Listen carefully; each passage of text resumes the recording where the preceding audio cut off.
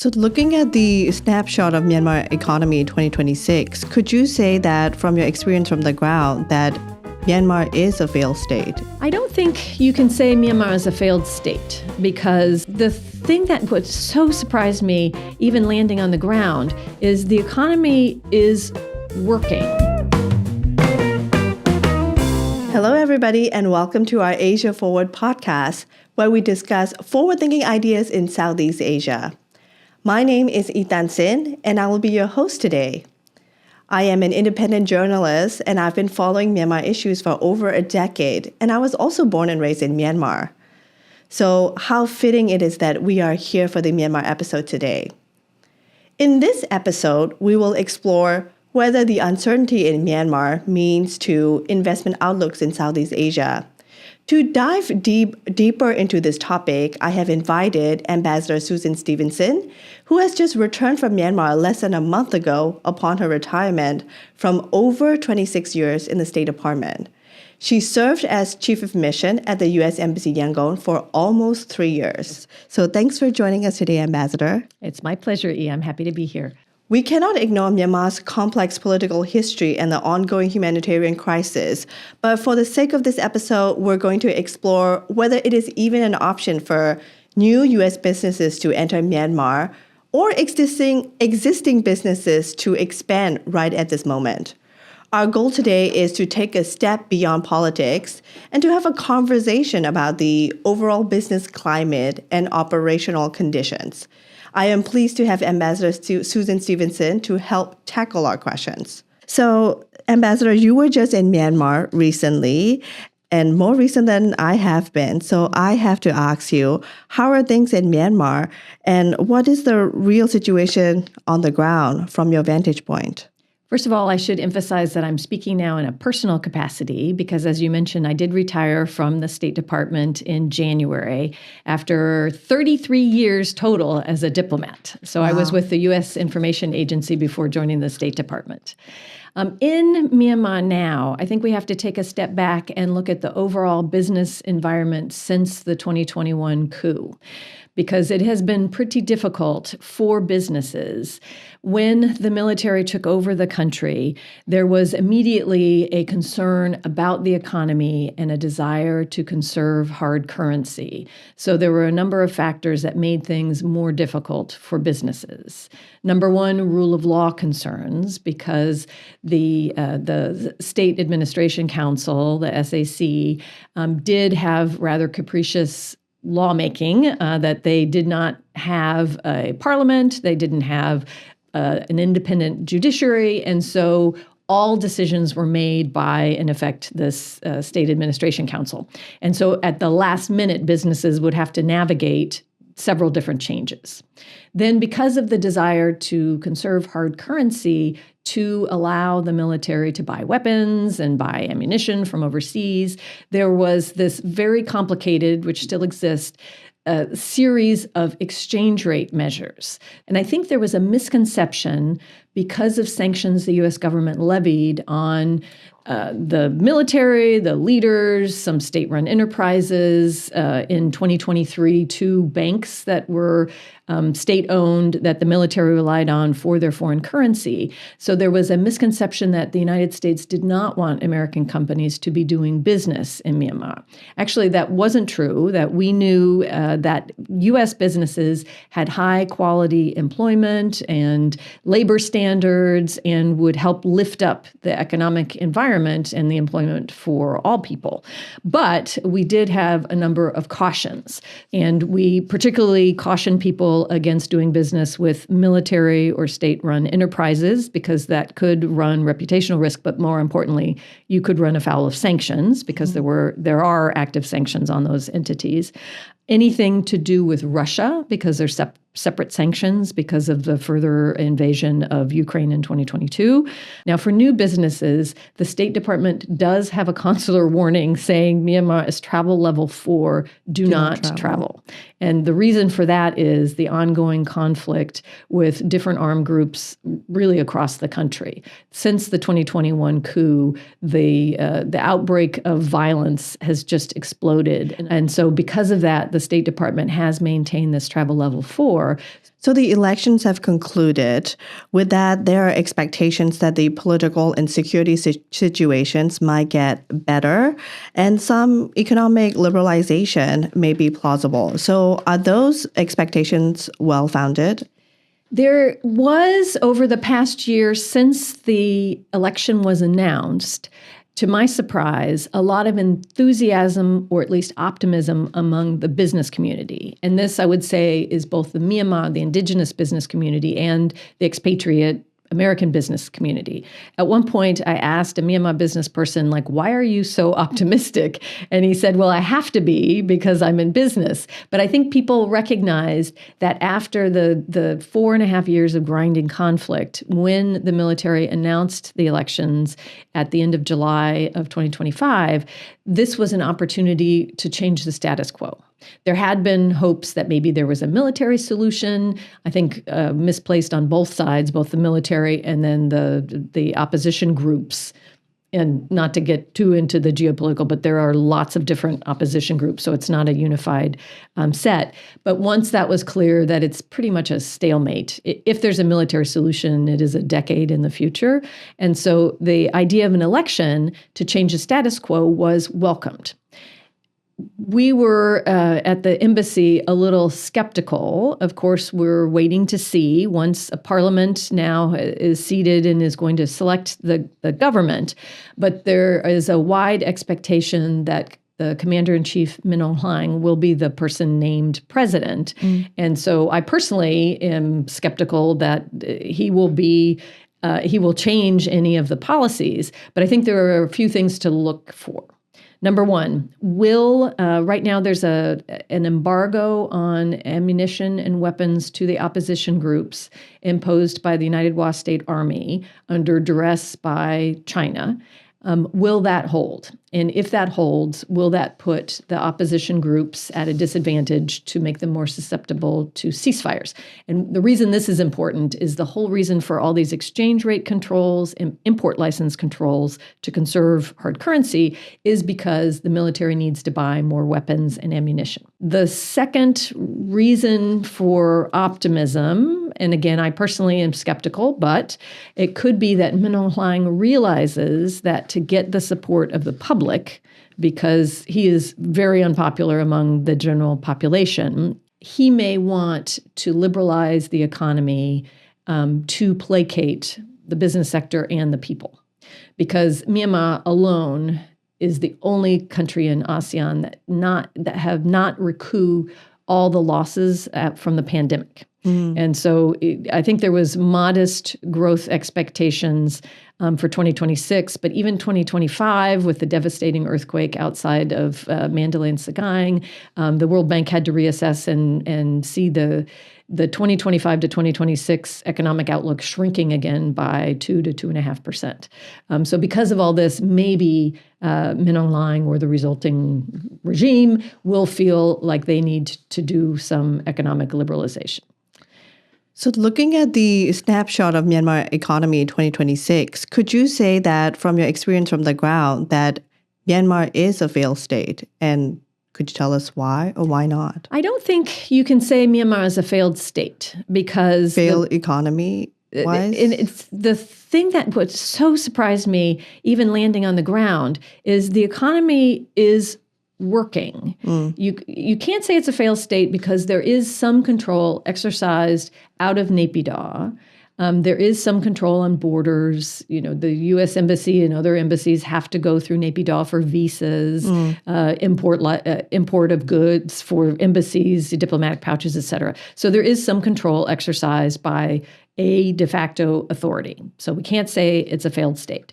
And the economy, because of the extraordinary resilience of the Myanmar people, is still functioning. Now, unfortunately, that has driven a lot to the black market or the black economy or gray economy. And so I had talked to a Myanmar business person shortly after I arrived in 2023 and heard about these import license restrictions. And he told me he hadn't received an import license in 3 years.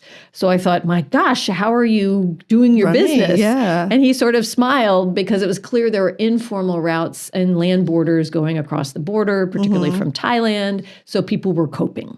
And immediately they were saying, okay, I can't get things the official way, so I'm going to go through some importer. I don't care how they do it, but they are going to get the goods in and then they will deliver it to me. Or suddenly people have to get things from the border. Instead of just paying one checkpoint, they're having to pay several checkpoints. So the cost of transportation has gone up exponentially as you have to pay off separate armed groups, then you have to pay off the military, and then you finally get to where you need to go, but it's still functioning. So the incredible resilience of people who have learned from decades how to work around misguided policies from the center means that Myanmar is still functioning quite surprisingly. I want to talk about the shadow economy. It might just be even bigger than the actual economy. With the economic hardships in the country, with conscription law, people leaving the country, and the political instability as well. The environment has created a thriving environment for transnational crime, including scam centers and drug trade. So with the shadow economy outshining the actual economy, how can we get past that? So there are lots of attempts to estimate what the shadow economy is worth. The most recent I had seen is the World Bank thought it was about 50% of the legitimate economy. I had heard wild estimates, as you had just alluded to, Right. that it was even bigger than the illicit economy. And I think it's just hard to pinpoint. And in fact, one of our enduring frustrations is not being able to estimate how much the scam centers were making or how much they were bilking Americans out of. The closest we got was the U.S. Institute of Peace estimated for 2024 that scam centers across Southeast Asia had cheated Americans out of about $10 billion. Now, obviously, $10 billion, and if you look on a map, even though Myanmar doesn't have the highest number of scam centers, it does have the biggest operations. From a satellite, it looks like a little city in some of these scam centers. So those are consequential operations. The other thing that I was never able to get an estimate about is what is the rate of return? So from forced labor versus volunteer labor. One of the things we know from non-governmental organizations that help rescue trafficked victims of forced labor and scam centers is they think that there is a shift now more to willing workers. And we did see this. You had mentioned conscription. Right. When the military regime announced in February 2024 that they were going to actually impose this law that had been passed in 2010 but never actually put into practice to forcibly conscript people in the population 18 to 35, including older people if they had special skills, you saw some panic. And what we do hear reports of is that able-bodied young men in particular, between this 18 and 35, they might see working in a scam center as like better than being in a bank because not only are they being paid pretty good wages, because the average wage now, I think the daily, or at least the daily rate was like 7,000 kyat, which is still below what it was in real terms. Like less than $2. Right. Yeah. And so it's just nothing. But also, if you're working in a scam center, you're beyond the reach of the military for being conscripted. And people in non-regime areas, and there are big swaths of the country that the regime doesn't control, they're being conscripted by these ethnic armed organizations too. So suddenly working in a scam center, like maybe it's not a great job, but it looks pretty attractive compared to the alternatives. Yeah, with a lot of Myanmar people, including especially the youth leaving the country, there's a large influx of refugee and migrant workers into the neighboring ASEAN countries. And how does this quote-unquote brain drain affects the economy in Myanmar? I mean, obviously, it affects every facet of the economy. So I talked to rice farmers in the Irrawaddy Delta who suddenly didn't have the laborers to help them clear harvest the crops. So that's the big problem for farming, and that would translate to other different types of crops as well. And then in the manufacturing sector, that is just really hard to find laborers because so many people have traveled abroad, either to Thailand, they've gone on work permits to Korea, to Japan, they've tried to study overseas. So it really is affecting the labor market. It is pretty tight, particularly the unskilled labor. But even the skilled labor, because so many people after the coup walked out of universities, then they're trying to finish their studies abroad. So you are going to have lasting impact. When the military regime did the census in 2024, they estimated about 50 million people. And the last census, I think, was like 56 or even higher. So that's a lot of people missing. Yeah. And I want to go back to the topic about sanctions. United States is one of the countries that impose sanctions on Myanmar, especially military entities. And do sanctions work? And what do they achieve? And if they have managed to do it? And I want to ask you, how are sanctions affecting the current economy in Myanmar? Sanctions are a blunt instrument, so they do have an impact. But I think the United States imposing sanctions, the ultimate goal was to compel the military to step down, and that did not work. Did it make it more difficult for the military regime? Yes.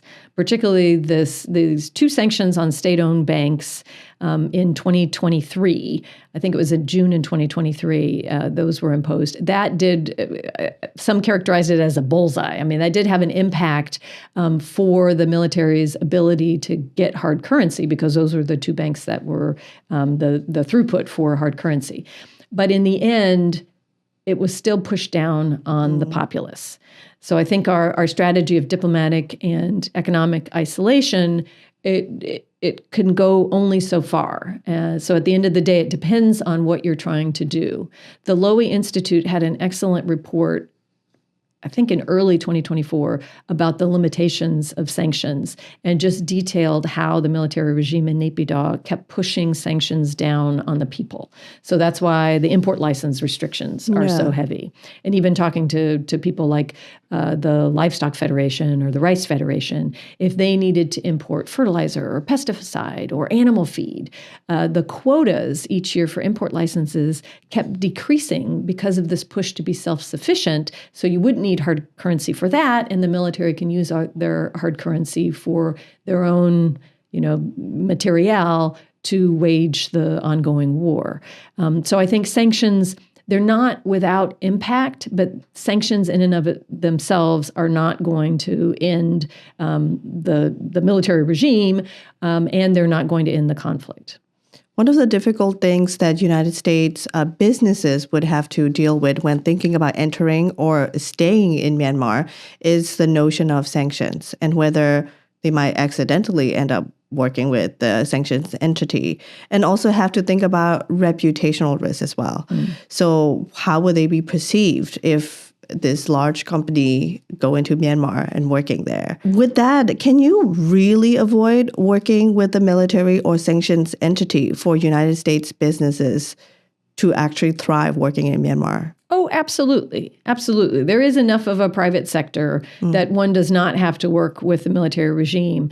The U.S. Department of Treasury does have a list of sanctioned entities on its website that anyone could look up to make sure that the companies they're working with are not on that list. I mean, one of the difficulties is the companies that are sanctioned can change their name. So this happened with Asia Sun, which was one of the sanctioned companies because of jet fuel, and then they changed their name to something else. I guess they have their own workarounds. Yes. But that's why we issued the supplemental business advisory in January of 2024, so that businesses had that extra guidance so that they would know that the United States doesn't actually want American companies to leave. We think they're doing an important service, as I said earlier, to the economy and to the workers.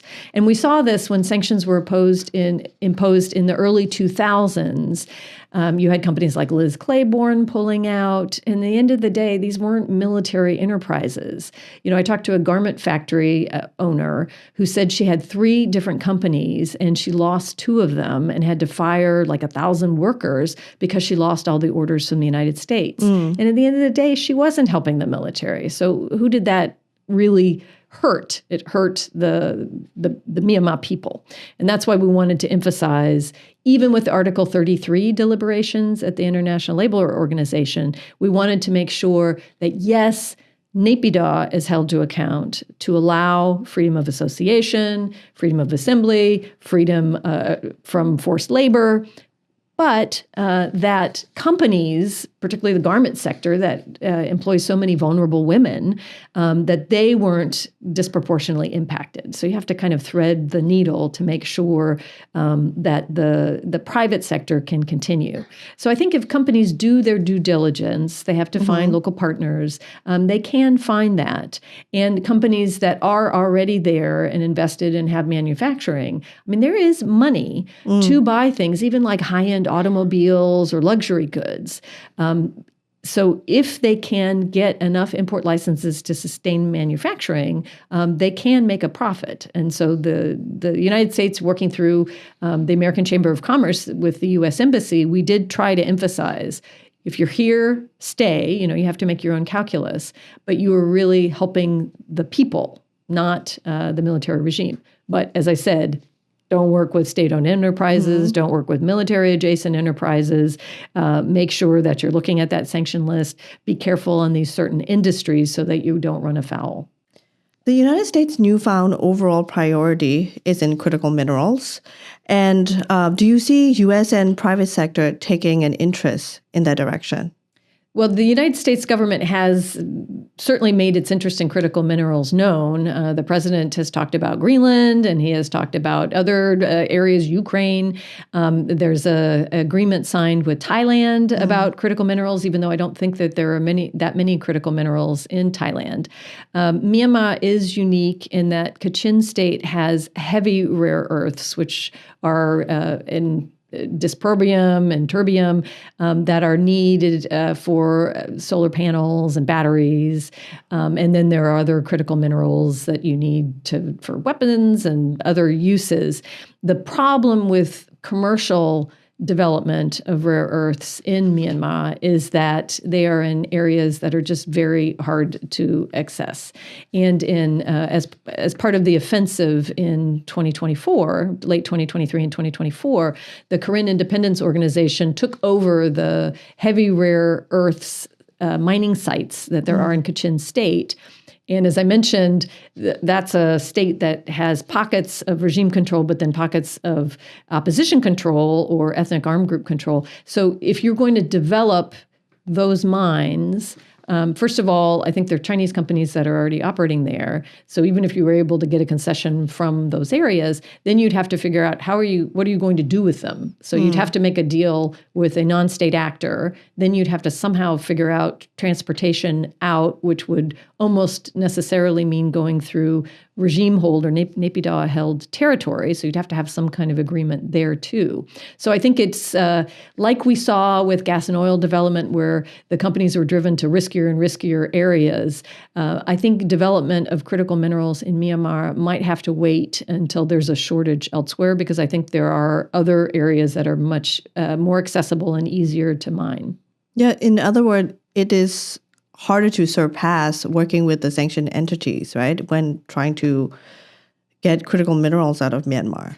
Well, you wouldn't have to work, so we don't have sanctions currently on the Kachin Independence Organization, Kachin Independence Organization, but then it is a non-state actor who has control for now of these areas. So that is a political risk one has to take. And then to get through regime-held areas, you're not necessarily doing business with the military unless you had to enter an agreement with a transportation company that's aligned. And another thing is, you mentioned China. And in Myanmar, there's already pre-existing China and other companies that are running businesses and running well, I suppose. And where do you see room for U.S. companies to compete or complement the existing players in Myanmar? The United States does have, because of laws we've enacted in this country and because of the reputation that the companies want to maintain, a higher quality of employment, labor standards. We had the Foreign Corrupt Practices Act. I mean, we just generally hold our our companies and firms to high standards. And so therefore, going into a country like Myanmar, that the United States companies are paying over what the minimum wage is, because we know that the consumers back in the United States would not like to hear about exploitative labor practices. And we've seen this time and again when there's press reports about sweatshop labor conditions, that American companies get shunned, and they really want to avoid that. And I've toured the Ford Motor Company, Coca-Cola bottling, Ball canning. Those are state-of-the-art factories they seem very good labor standards.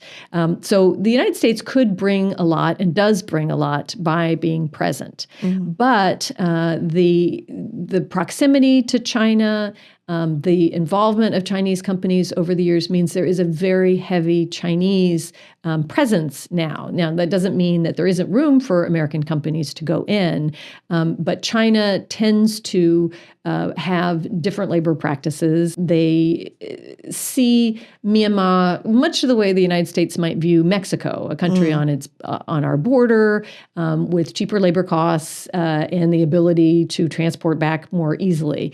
So it is a pretty important country for Chinese businesses and for China geopolitically. So there is room to navigate, but right now the American presence is dwarfed by a Chinese presence and even a Korean and Japanese business presence. You were there for post-coup era 2023, and you stayed until post-election era in 2026. So there's a lot of changes going on at the time. And what is the one thing that you're most proud of during your time, almost 3 years in Myanmar? Oh, that is hard to say, because, as you say, there were a lot of changes. I think my outreach to particularly the American Chamber of Commerce and even the U.S. ASEAN Business Council back here, just to emphasize that the United States does support business in Myanmar. I think in the immediate aftermath of the coup, I don't know that that was always clear. And I think we had a rush to impose sanctions in a more scattershot way in those immediate aftermath years, so 2021 and 2022. And so it wasn't quite as clear. And so I found I had to be very direct every time I interacted with businesses to make sure that people knew that the United States wanted them to be there. So that's one thing I kind of pushed home, so that we were ready to navigate as the kind of mindset among people, both the international business community, but particularly the Myanmar people, changed. That people thought, okay, there's no quick solution. We're not happy with what happened with the 2021 coup because it reversed a landslide victory for the National League for Democracy.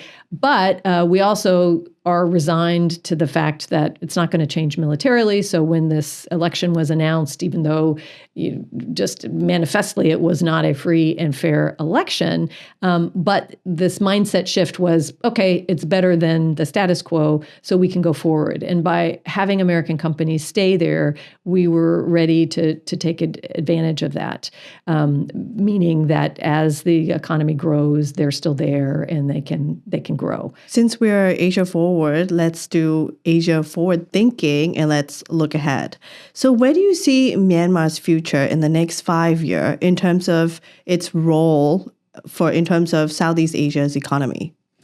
It's interesting, over the past couple of years, ASEAN has towed the line of Myanmar is still very much a member, but not having political leadership at meetings. And what will be interesting is after the formation of a new government, whether ASEAN will continue to adhere to the non-political representation. We saw this in the foreign ministers' retreat in January, where Myanmar was represented by the permanent secretary of the Ministry of Foreign Affairs, not the foreign ministry. Or the foreign minister. So looking ahead, I think ASEAN has resented the fact they had to spend so much time and energy worrying about Myanmar. I think ASEAN in general would very much like to have Myanmar come back into the fold so they can concentrate on more core issues such as the free trade area, fisheries, the South China Sea issues, clean cities and energy, all of those things. And with the addition of Timor-Leste, Myanmar has the potential not to be the most backward country. I mean, of course, it's got riches, resources, human capital. It has every reason to be a leader the way it was back before the socialist era back in the 50s. It was the richest country in Southeast Asia. It was a transportation hub, et cetera. And I think that is the hope is that it can be integrated and can be a very consequential member of ASEAN again. So if Myanmar were to continue this political instability, what does it look like in Myanmar's future in 5 years forward in terms of, because in Southeast Asia, the supply chain and economies are all connected. But if this instability continues, what does it look like for Myanmar's future? It is obviously a negative for Myanmar's future. I think as a low labor but highly skilled labor, and what I mean by that is not in a technical sense, but that Myanmar workers are very conscientious. They can follow directions very well. And so they are very good and productive workers. And so that made Myanmar a bright spot for labor. So if there is consistent instability, if conscription continues, and some of the platforms of political parties were to continue conscription, and again, if the conflict continues, that's something to watch, then that could make Myanmar very unattractive for manufacturing, as a source of inexpensive labor. Would ASEAN leave Myanmar behind and go ahead with it in terms of development?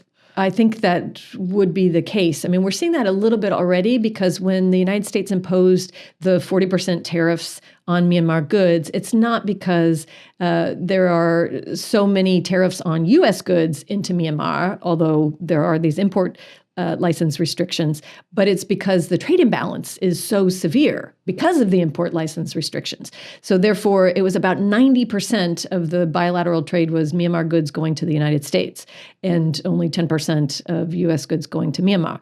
So that imposition of 40% tariffs made suddenly manufactured goods in Myanmar unattractive.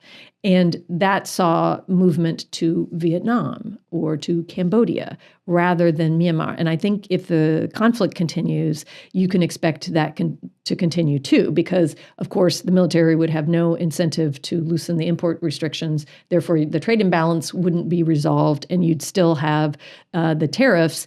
And you'd have ASEAN looking to manage political risk, et cetera. So I think Myanmar stands to lose out, which should be an area where they could compete very attractively.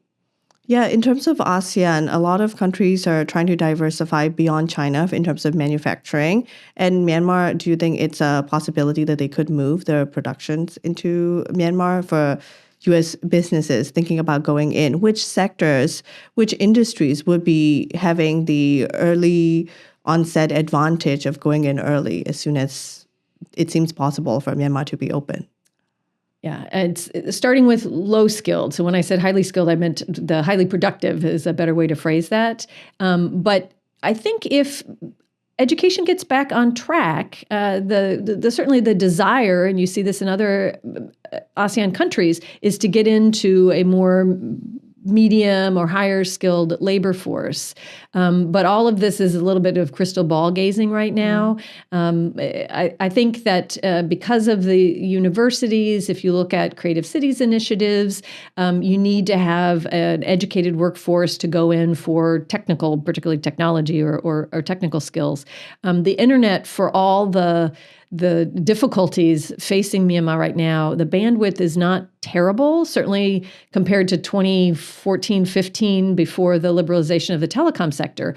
But there are internet controls that make it very difficult to do business. And so those would have to be removed. But if that happened, given Myanmar's location, it's in a sweet spot in between India, China, Bangladesh, Thailand, obviously, it's got a border with Laos as well. And so you can imagine as a place to manufacture and ship out, you could reach the world. I mean, it really is a crossroads. And so U.S. companies getting in, you also have a wealthy class in Myanmar. I was amazed talking to the Ford dealerships saying that they could sell cars that retail for like $100,000, and there are markets they could sell more than they can make. Wow. Yeah. So not only is it, low skilled, but you could get higher skilled and you could get higher end products and would have a market locally and a market for export. And with the digital economy and retail shifting from in-person to online and financial technology, do you see Myanmar adapting to that change, or is Myanmar stuck in time? Myanmar is trying to adapt to the digital currencies and digital transactions. And so they enacted something called MizzimaTV last year that was supposed to harmonize a bunch of bespoke digital payment plans from banks. And it's actually pretty clever. The banks you don't even need an account at the bank. You can give cash on this account, in your digital wallet from the bank. So it's not a bank account. And then while it's just sitting there in your account, the bank can use it. So that's what the advantage is for the bank. Banks. Right. Yeah. But otherwise, there's no transaction fees, and you can use it at any place that accepts that bank. So KBZ Pay, Aya Pay, et cetera. MizzimaTV was supposed to harmonize all of this together, and they haven't quite done it. Is it by the central bank or? Yes, it's going through the Central Bank of Myanmar. And the Central Bank of Myanmar is not sanctioned by the U.S. government. There have been cries that we should do that, but it is not sanctioned by the U.S. government. And it is a way to move currency. What I always found interesting is at what exchange rate are you charged? So it's best for Myanmar Chat transactions. And it is a good way within the country to move around. And people, all this labor force that's overseas, have to repatriate currency. Again, for your podcast listeners, I'm not going to get into the complications of the different exchange rates that you can repatriate at, but all of that has to go into a bank digitally too. So I think Myanmar is poised to take advantage of the digital revolution in banking, but it still has some work to do, and connectivity is a big issue. But one thing I will say, Kachin State had at one point a total telecom blackout, as did Rakhine. But then people adapted and they started using satellite links. And so therefore, they're more connected now than other places. In some ways, they've got better internet than I had at my home in Yangon. So it remains to be seen how people adapt. But the telecoms has the potential to reach all parts of the country, and so to enfranchise everyone. Yeah, there is somewhat of a mistrust, generational mistrust with the bank system. Yes.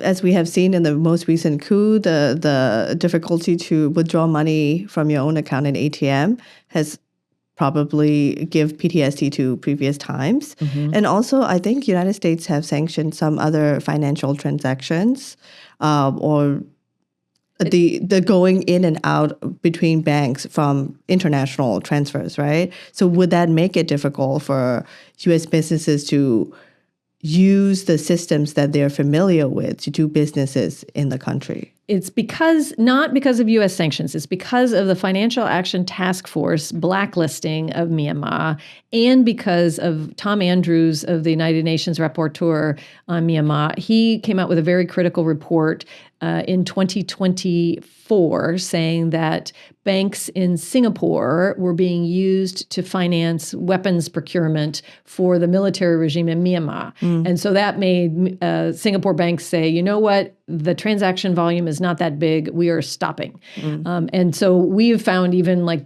Bank of America, there are certain U.S. banks that are very reluctant to do transactions with legitimate businesses in Myanmar because the volume is so small that it's not worth the risk. But the United States government has not sanctioned all banks, and particularly not private banks in Myanmar, just MICB and MFTB. Those were the two banks that the military was using for international currency transactions. Now they're all at the Myanmar Economic Bank. And again, there have been lots of calls for the U.S. government to sanction MEB, but the U.S. government has not done so far. Would that deter U.S. companies to have interest in going into Myanmar? And what other things that they might need to consider? Yes, reputational risk, working with sanctions, and lack of connectivity sometimes.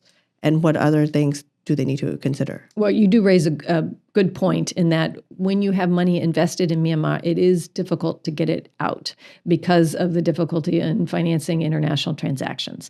And that is something that it would behoove the military regime to to liberalize the economy to make international transactions more palatable, because it would be a normative economy and not such a war economy the way it is now. So that is something that American companies should look at. In my experience, most American investment was not for manufacturing for export, but manufacturing for the domestic market. Again, it's a big enough market. Even if it's only 50 million people now, that's still 50 million people. So you can make money just within the country. But that investment would be hard to take out because of the convertibility issues and the difficulty financing international transactions at the moment. Well, Ambassador Susan Stevenson, thank you so much for giving time for our podcast. And it was amazing conversation. And I thank you for your time in Myanmar, in my home country. It was my pleasure. And I'm very happy to be on this podcast. And thank you all for tuning in. And I hope you have a good insight into how Myanmar economy is working, and for U.S. businesses, if you're thinking about going in, what you should consider. And for our Asia Forward podcast, full episodes are available on YouTube, Spotify, and wherever you get your podcasts. And you can follow us on social media, Instagram, LinkedIn, and our website as well. And I look forward to seeing you all in our future episodes.